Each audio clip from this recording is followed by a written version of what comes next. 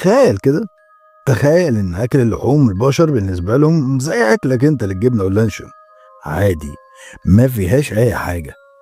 الناس مش بتعرف تفرق بين لحم المعيز ولحم البني ادمين ولا حتى اي حيوان تاني.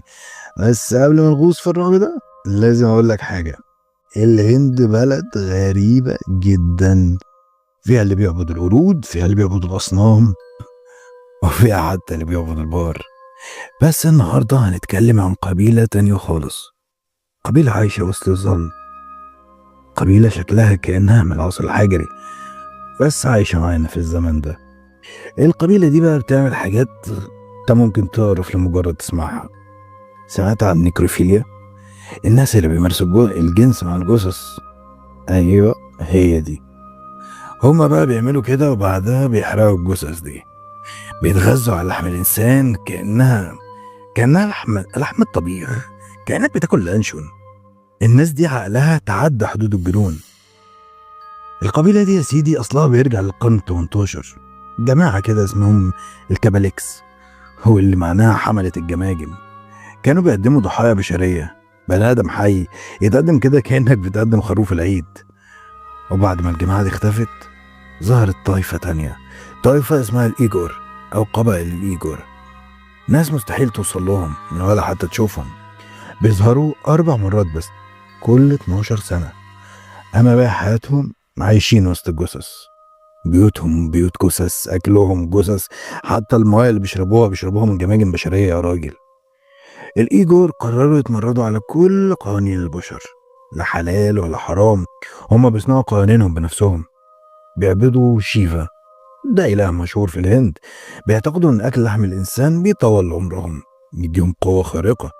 حتى الشرب مش بيشربوا إلا في جماجم بشرية حقيقية، جماجم بجد.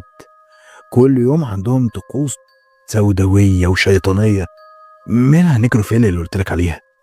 وبعدها يحرقوا الجثث دي وياخدوا رمادها ويدهنوا بيه جسمهم عشان يتقربوا من شيفا أكتر. لا، الطقوس دي بيعملوها في معبد غامض بيسموه الكاماكا ديفي، فوق جبل اسمه نيلاكال كاراتي في شمال شرق الهند. محدش يقدر يشوف الطقوس دي ولا حتى حد يقدر يفهمها، كلها طلاسم سحر اسود. المعبد نفسه مركز السحر في الهند كلها. وبالمناسبة الناس دي دماغها عالية قوي على فكرة، مدمنين ماريجونا وحشيش، يعني عايشين في دماغ تانية خالص. علشان تبقى واحد منهم لازم تمشي على شروط مرعبة. تحب تعرفها؟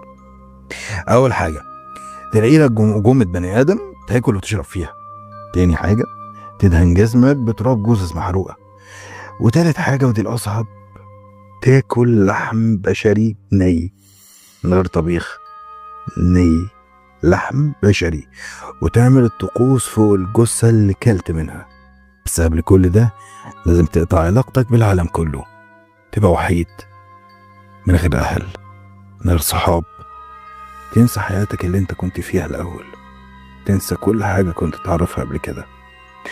ولما واحد من الأجوريين دول يموت مفيش حد بيلمس جثته، بيتحرق زيه زي أي ميت عادي. قمة في الاحترام لمقدسات الموت. الإيجور ما بياكلوش لحم بعض رغم كل الرعب اللي بيعملوه.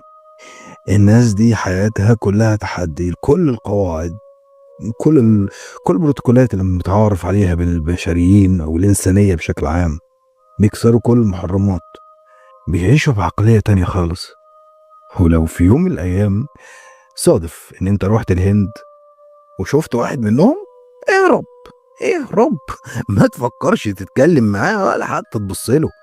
الناس دي يا صاحبي مجانين بمعنى الكلمة. وفي نهاية الفيديو لو الفيديو ده عجبك ما تنساش اللايك والسبسكرايب والاشتراك في القناة وفعل زر الجرس يا راجل. واستنانا قصص أغرب ومرعبة أكتر. وبس كده، سلام.